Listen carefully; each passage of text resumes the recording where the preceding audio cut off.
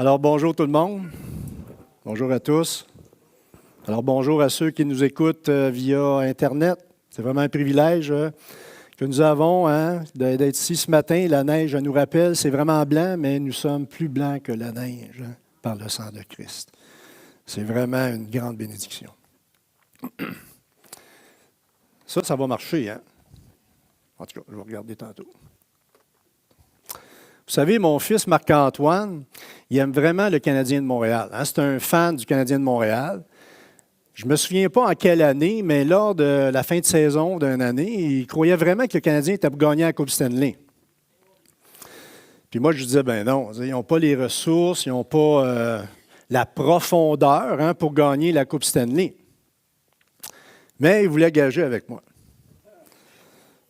Alors, j'ai profité de la situation. J'ai eu une excellente idée. J'ai dit que je parlerais de lui, aujourd'hui. Ne vous en faites pas. Alors, j'ai gagé avec lui, j'ai gagé, je lui ai dit, si le Canadien ne gagne pas la Coupe Stanley, alors tu vas devoir passer à la tondeuse tout l'été.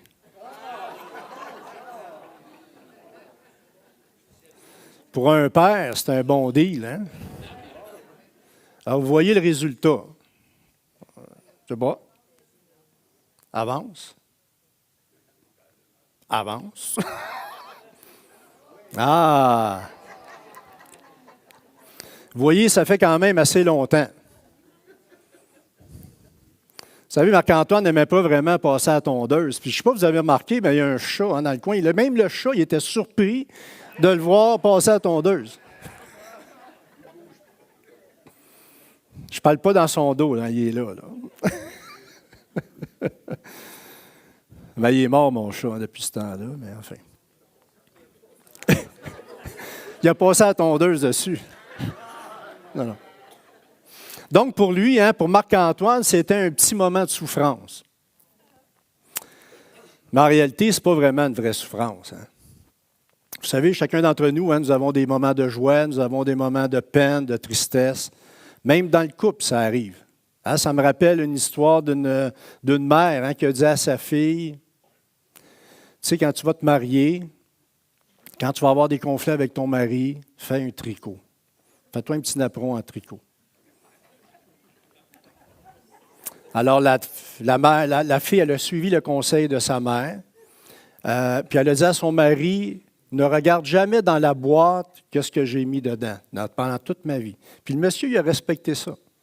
Alors, un jour, avant son décès, elle a appelé son mari, elle a dit, va chercher la petite boîte qui est dans le garde-robe. Alors, il va chercher la petite boîte, il ouvre la petite boîte. Puis là, sa femme, il dit, ben, c'est quoi? Il dit, il voit 2 napperons. Le monsieur était vraiment content. Il se pétait les bretelles. Il dit, je suis un bon mari. Je suis vraiment un bon mari. Puis là, elle dit, regarde encore dans le fond où il y a un double fond. Il ouvre le double fond. Il y avait 50 000 $ dans le fond de la boîte. Le monsieur était, wow, il dit, ma femme, il dit, tu es une bonne gestionnaire de la maison. Il dit, comment tu as fait pour ramasser tout ça? Il dit, ça va vendre des napperons.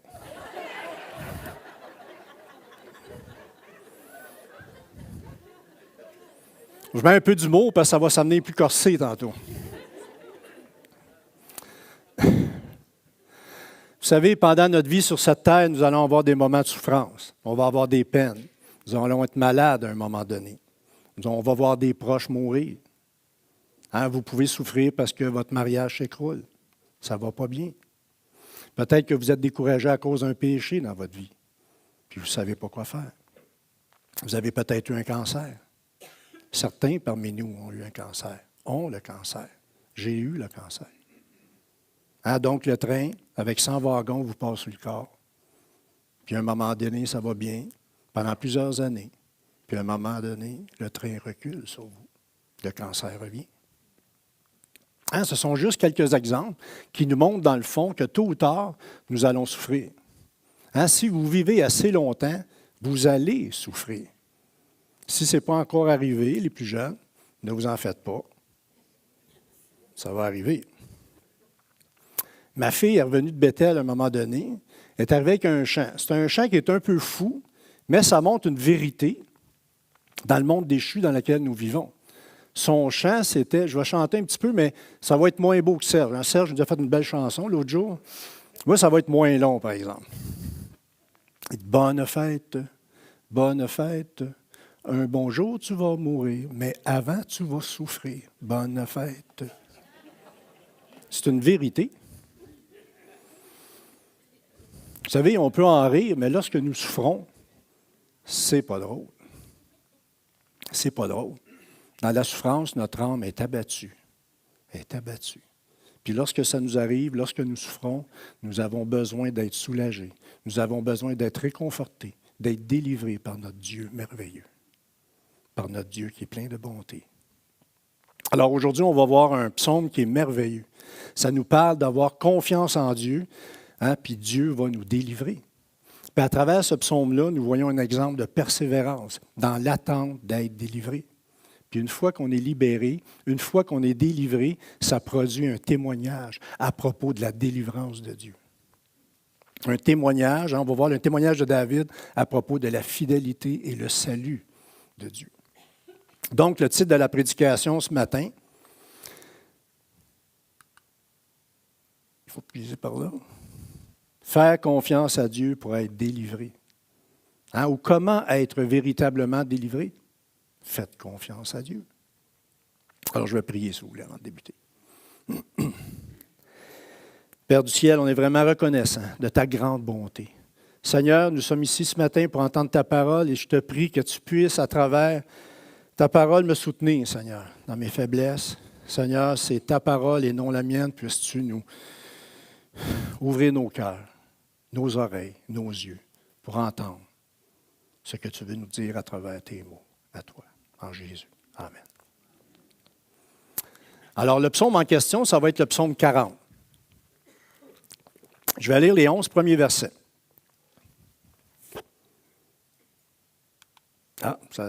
Quelqu'un va peser pour moi. C'est bon, ça. Ici, c'est la parole de Dieu.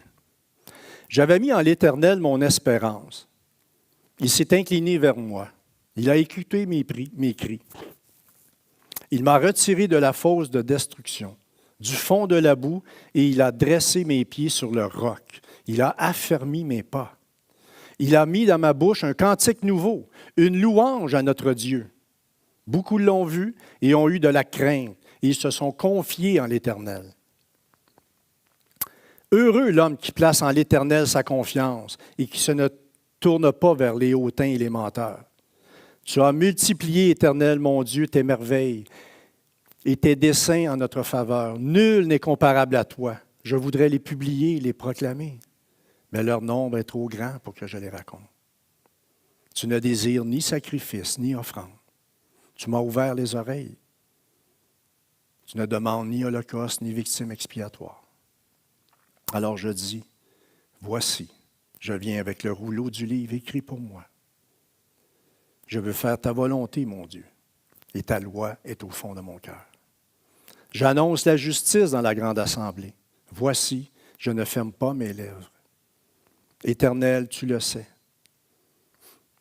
Je ne retiens pas dans mon cœur ta justice. Je publie ta vérité et ton salut. Je ne cache pas ta bonté et ta fidélité dans la grande assemblée.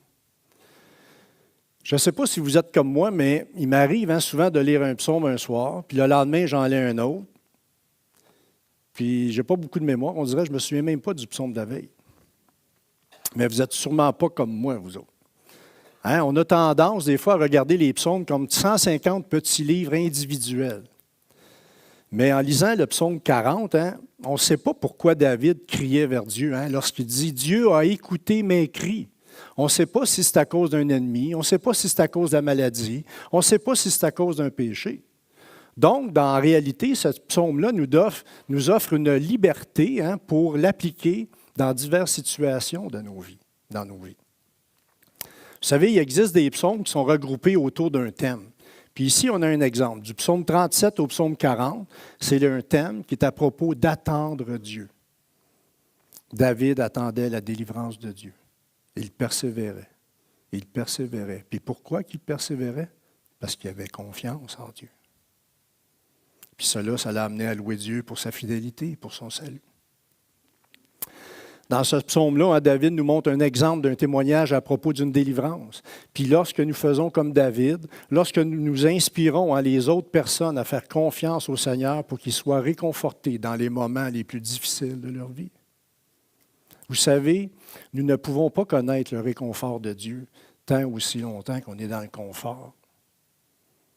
Le réconfort, ça passe lorsque nous sommes abattus, lorsque nous sommes tristes, lorsque nous sommes malades, lorsque nous perdons un proche, lorsque quelqu'un de notre famille ne veut plus nous parler, lorsqu'on a des problèmes avec des locataires, lorsque nous sommes maltraités à cause de notre foi. Puis dans ces moments-là, nous avons besoin du réconfort du Seigneur. Maintenant, avant de parler du réconfort de Dieu, dans le psaume de 40, on va regarder rapidement, si vous voulez bien, du psaume 37 au psaume 39. Je vais lire seulement quelques versets. Puis je vous encourage à lire dans un bloc, le psaume 37 à 40, si vous voulez bien. C'est vraiment une bénédiction de lire l'ensemble. Alors, en lisant le psaume 37, David nous parle de l'importance d'attendre Dieu. Puis je vais afficher quelques versets. C'est bon? Psaume 37, ça nous parle de l'importance d'attendre Dieu. Verset 5.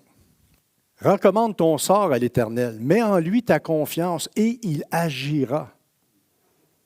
Garde le silence devant l'Éternel et espère en lui. Les justes posséderont le pays et ils y demeureront à jamais. Il parle d'attente dans ce psaume-là. Puis ensuite, dans le chapitre 38 et 39, David est en train de faire un examen de conscience en attente de Dieu. Alors rapidement, dans le psaume 38, quelques versets. « Éternel, ne me punis pas dans ta colère et ne me châtie pas dans ta fureur, car tes flèches m'ont atteint et ta main s'est appesantie sur moi. » C'est la main du Créateur, c'est pesant. « Il n'y a rien de sain dans ma chair à cause de ta colère. Il n'y a plus de vigueur dans mes os à cause de mon péché. » Puis là, il crie à Dieu au verset 21-22. « Ne m'abandonne pas, Éternel, mon Dieu. Ne t'éloigne pas de moi.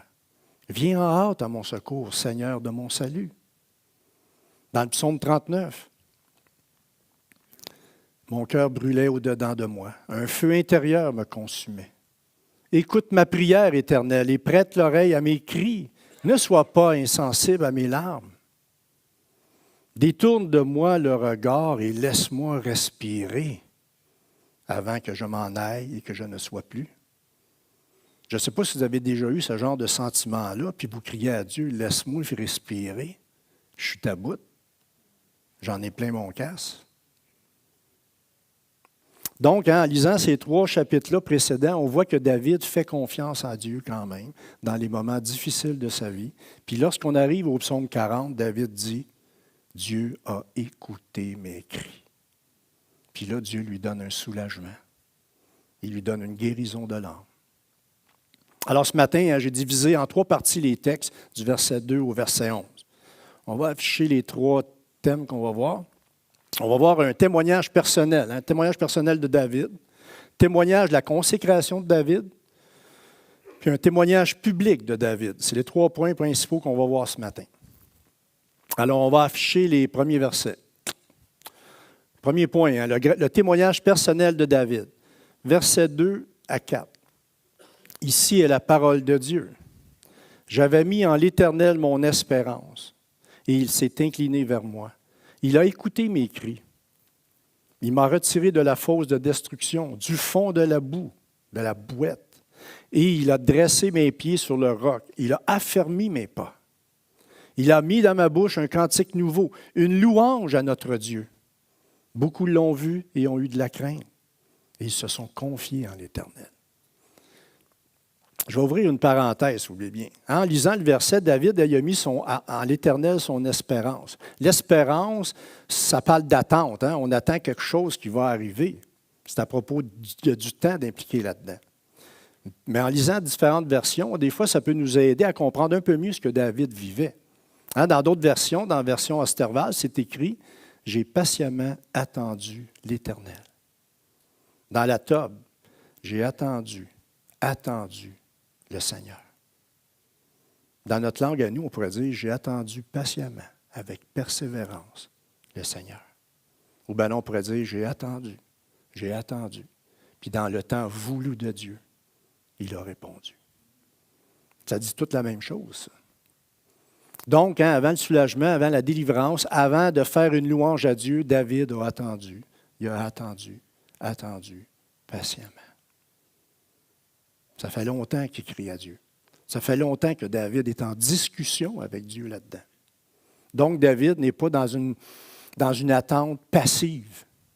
Il ne dit pas, oh, je vais juste attendre que ça passe. Il ne dit pas, ça va aller mieux demain. C'est pas ça qu'il dit. Ce n'est pas la méthode de David, puis ça ne devrait pas être notre méthode non plus.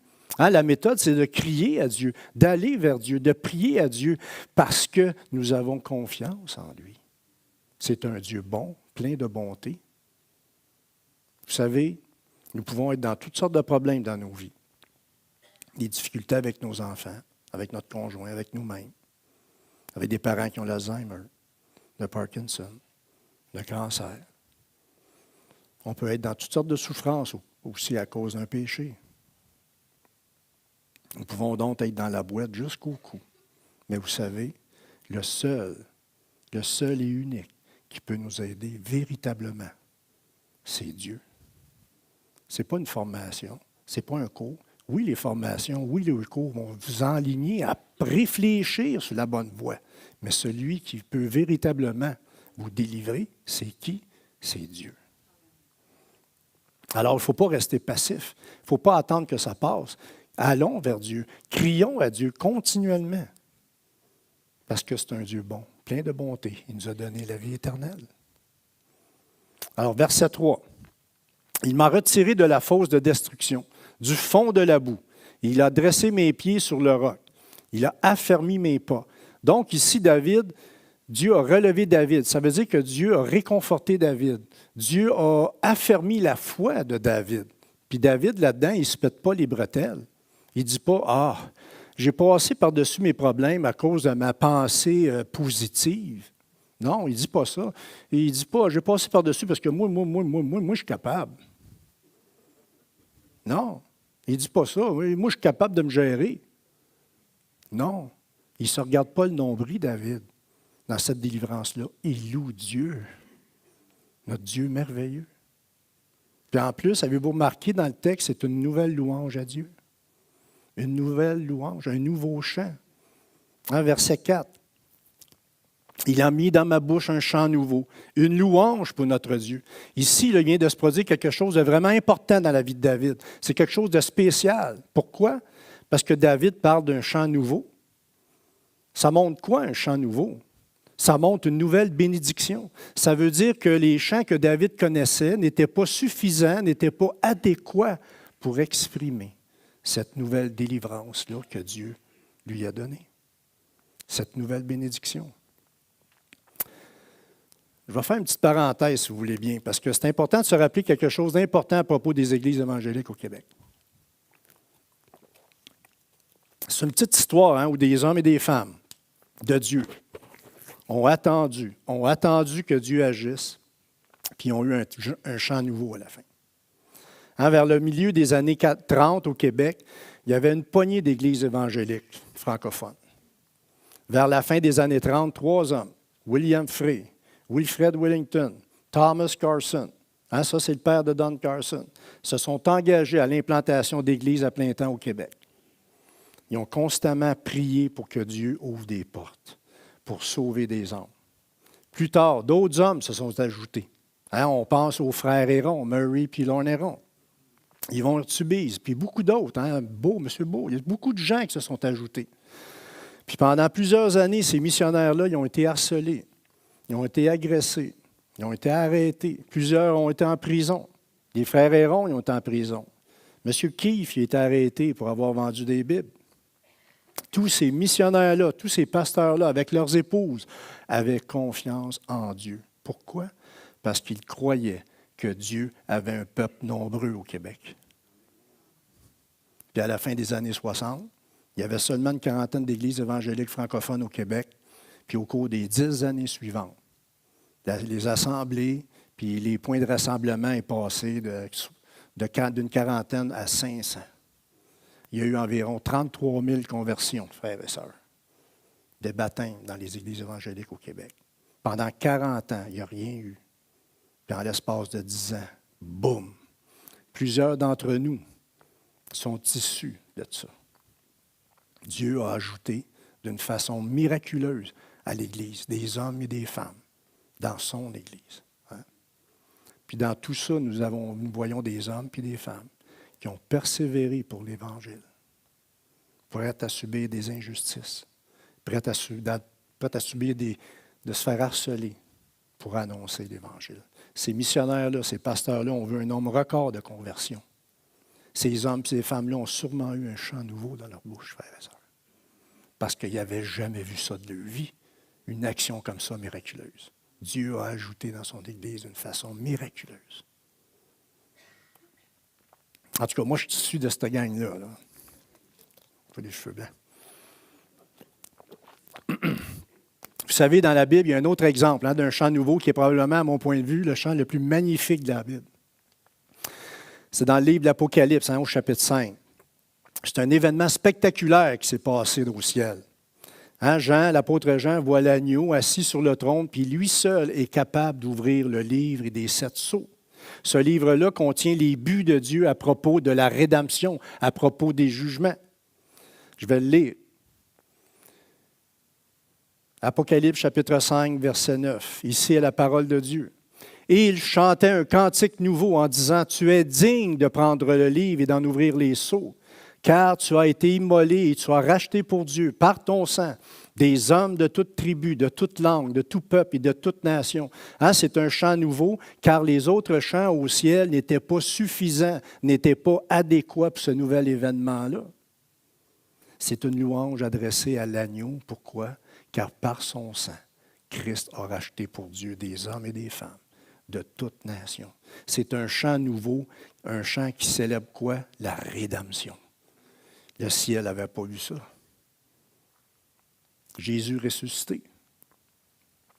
Maintenant, si on revient à David, c'est sûr que ce n'est pas la même ampleur de chant nouveau, mais David vient de goûter à la bonté de Dieu, à une nouvelle bénédiction. David vient de goûter à la délivrance de Dieu, au soulagement de Dieu, et ça demande une nouvelle louange, un nouveau chant. Maintenant, ici, le témoignage de David, il fait des vagues autour de lui, si vous remarquez, au verset 4. On va retourner comme ça. C'est bon. Il a mis dans ma bouche un cantique nouveau, une louange à notre Dieu. Beaucoup l'ont vu et ont eu de la crainte, et ils se sont confiés en l'Éternel.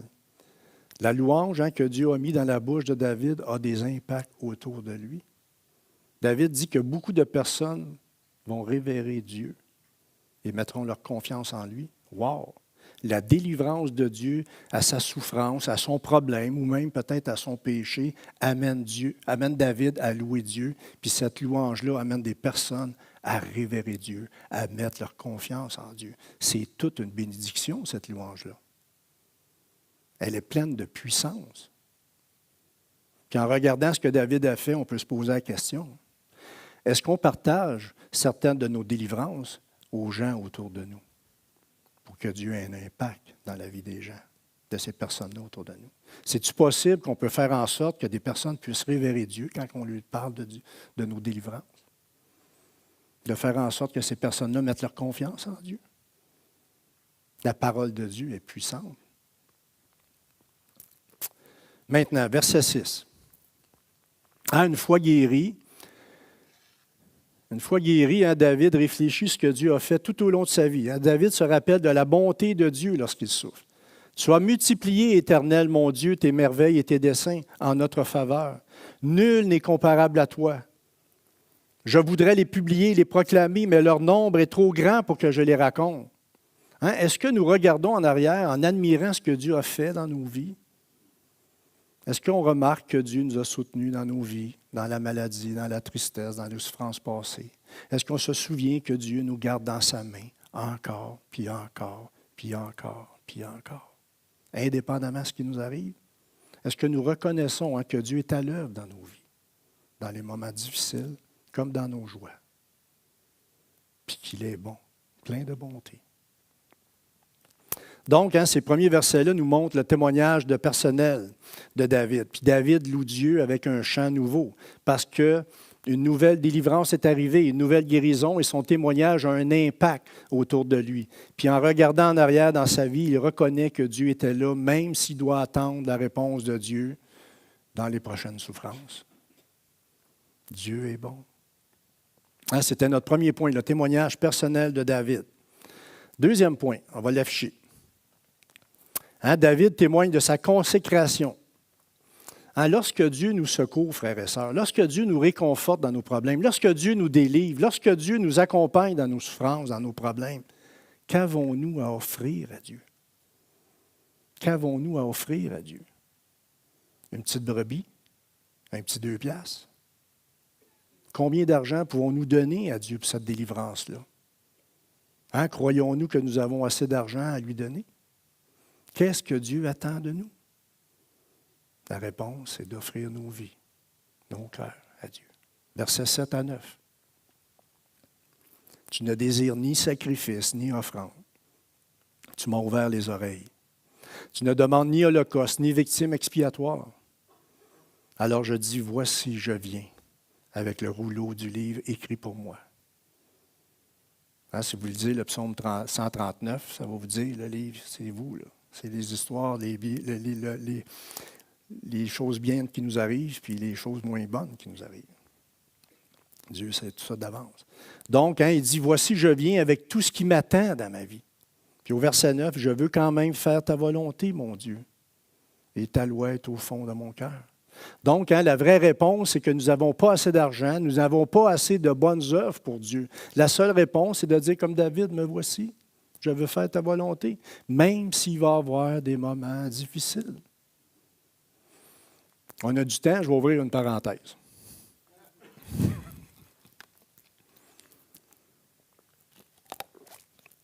On va revenir au verset 7.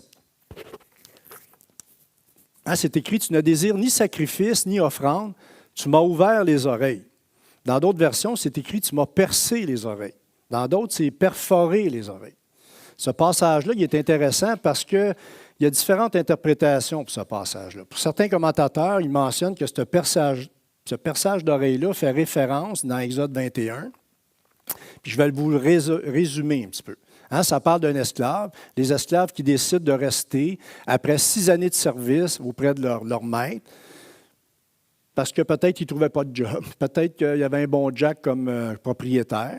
Alors, il pouvait demander à son propriétaire s'il pouvait rester comme esclave. Puis, il se faisait percer l'oreille avec un clou, un poinçon sur le bord de la porte.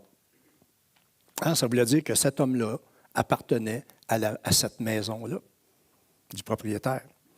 Donc, pour certains commentateurs, lorsque David dit « Tu m'as percé les oreilles », ça voudrait dire que David appartenait à la maison de Dieu. C'est possible. Mais pour d'autres commentateurs, il y a aussi une bonne interprétation.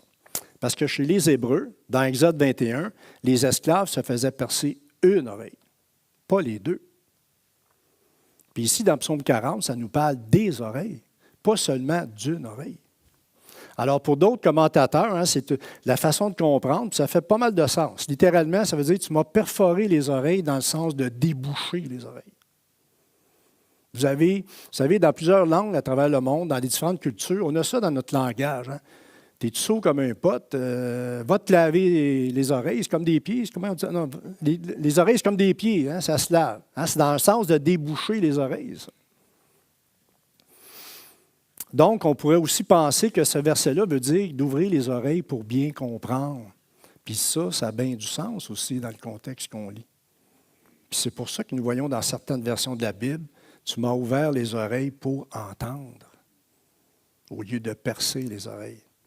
Donc, l'idée, c'est d'avoir les 2 oreilles grandes ouvertes, les 2 oreilles débouchées pour entendre ce que Dieu dit, pour faire sa volonté.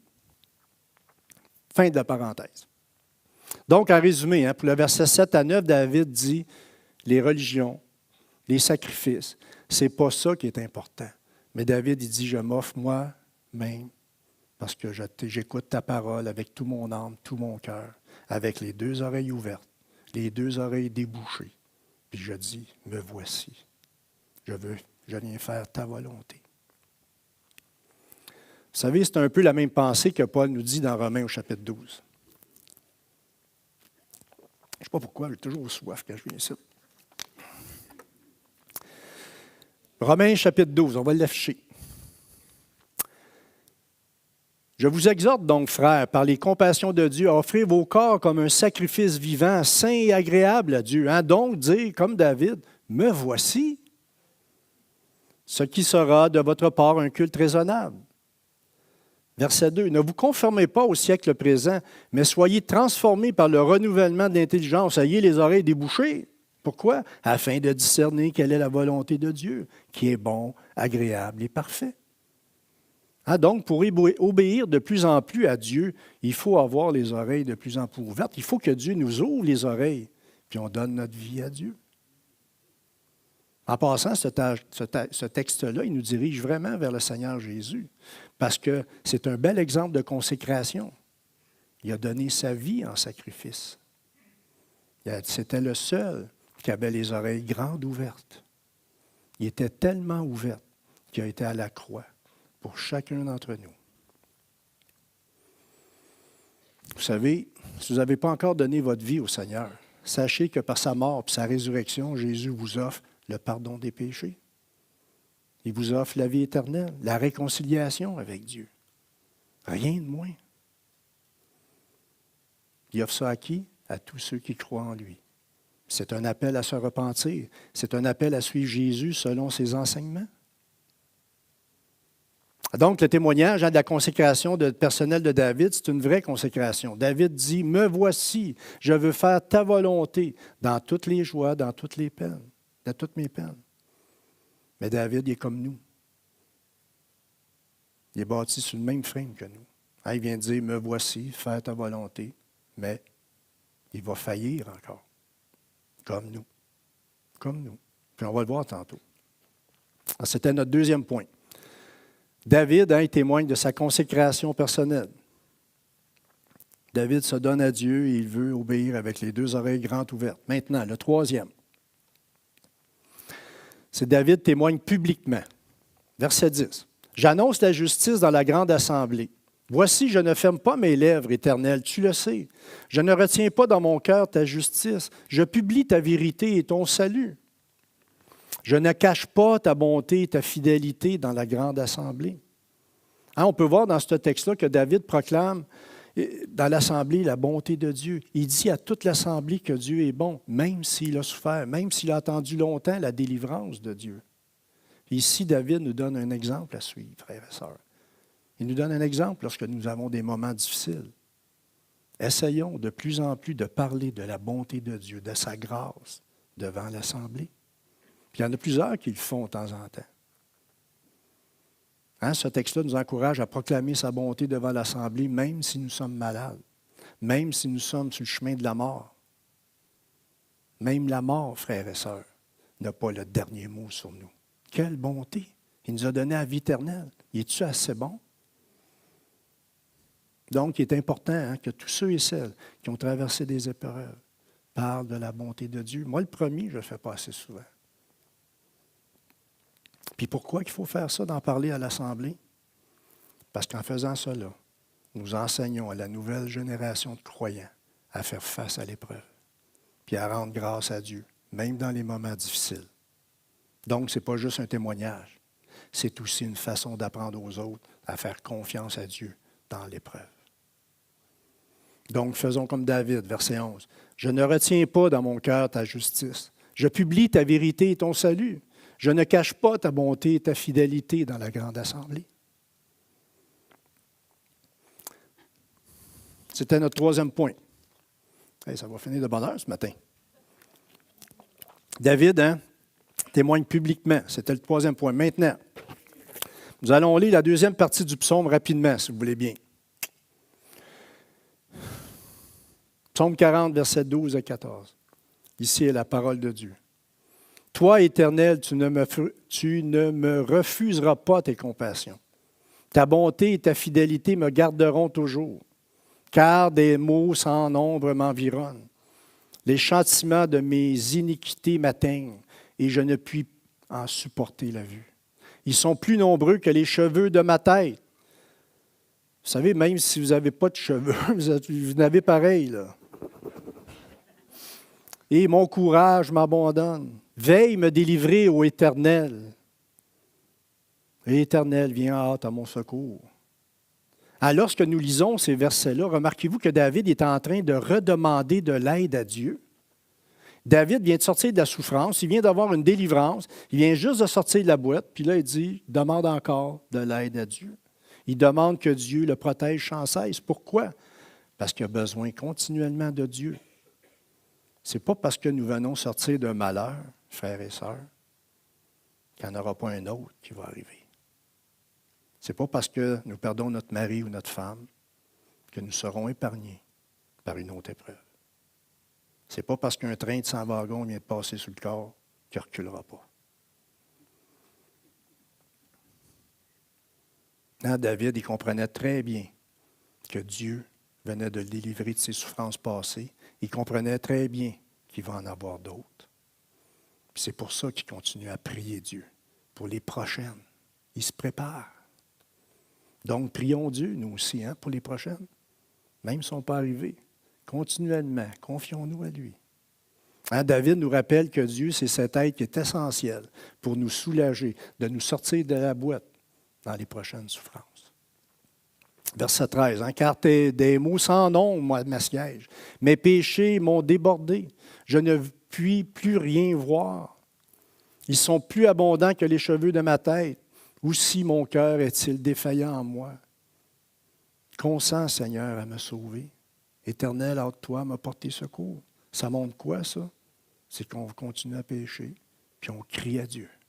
On crie à Dieu, aide-moi, mon Dieu. On veut ressembler de plus en plus au Seigneur Jésus. Un autre domaine de notre vie, qu'on a besoin de l'aide de Dieu. Puis on va l'afficher, c'est contre les ennemis. Verset 15. Que tous ensemble, ils soient honteux et confus, ceux qui en veulent à ma vie pour l'enlever. Qu'ils reculent et rougissent, ceux qui désirent ma perte. Qu'ils soient dans la stupeur par l'effet de leur honte, ceux qui me disent « Ah ah, il est bien innocent, il croit en Dieu. » Ça veut dire que les ennemis de David ne doivent pas prendre avantage de ses fautes, de ses péchés, de sa foi. Dans le monde où nous vivons, il arrive que des gens prennent avantage sur nous à cause de notre foi, à cause d'un péché. Ça arrive au travail. Même qu'on pourrait dire que ça arrive aussi, ça peut arriver dans l'Église, que certaines personnes prennent avantage. Alors, je vais terminer, si vous voulez bien, avec le verset 17, qui s'adresse à tous ceux qui recherchent Dieu, qui aiment le salut de Dieu. On va l'afficher. Mais tous ceux qui se tournent vers toi soient débordants de joie. Oui, qu'en toi ils se réjouissent.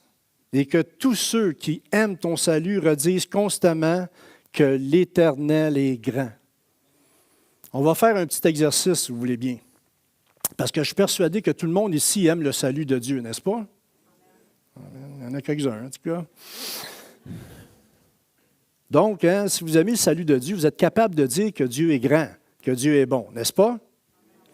Alors, après chacune des phrases que je vais dire, vous direz « Dieu est grand, Dieu est bon ».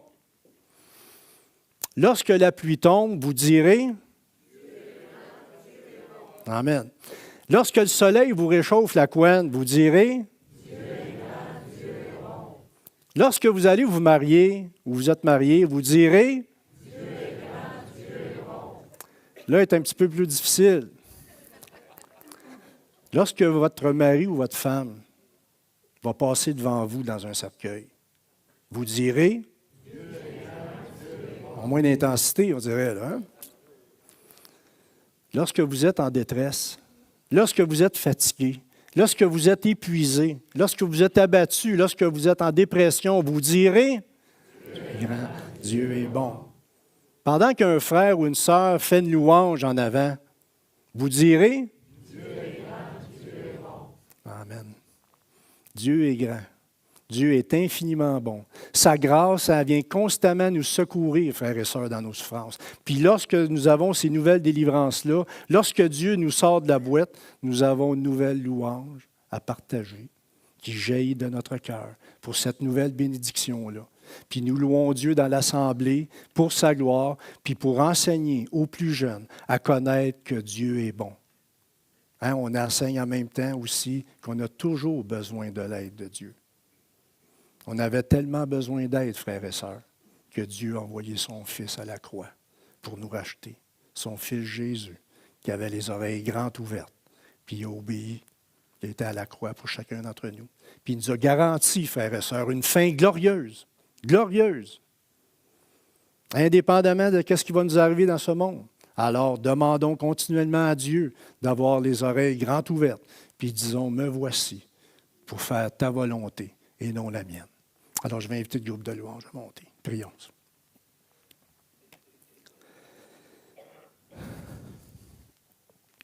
Père du ciel, tu es un Dieu tellement bon, tellement miséricordieux.